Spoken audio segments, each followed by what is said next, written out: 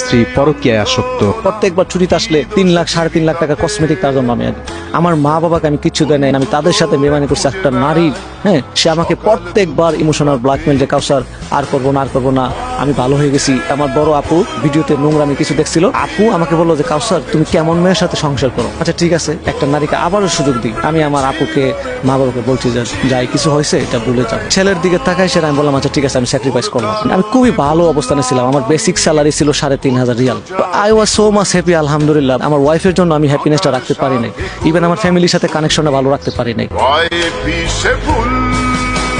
আমার বাসায় 2জন এসআই স্যাররা আসছে, আমাকে বললো যে আপনার রুমরা আমরা তদন্ত করবো। আমার ওয়াইফ ছিল, আমি ছিলাম, আমার সন্তানটা ছিল। ওরা চেক করার পরে কিছু পায় নাই। লাস্টে ওয়াইফে বলতেছে যে ব্যাগের মধ্যে আবার ট্যাবলেট পাইছে 14 পিস। তাই আমি বললাম যে রুমা, হোয়াট ইজ দিস? আমি স্মোক পর্যন্ত করি না, আমি একটা ছেলে। পরে আমার ছেলে বলছে যে হ্যাঁ আমার আম্মু প্যাকেট আনছিল, আমার আব্বুর ব্যাগে ঢুকাইছে, সেটা আমি দেখছি। যিনি কলার তিনি বলে দিচ্ছে যে কোন জায়গায় কি আছে। তখন উদ্ধারকারী টিমের সন্দেহ হয় যে এক পর্যায়ে স্বীকার করে যে স্ত্রী তার স্বামীকে 14 পিস ইয়াবা দিয়ে ধরে দিচ্ছিল।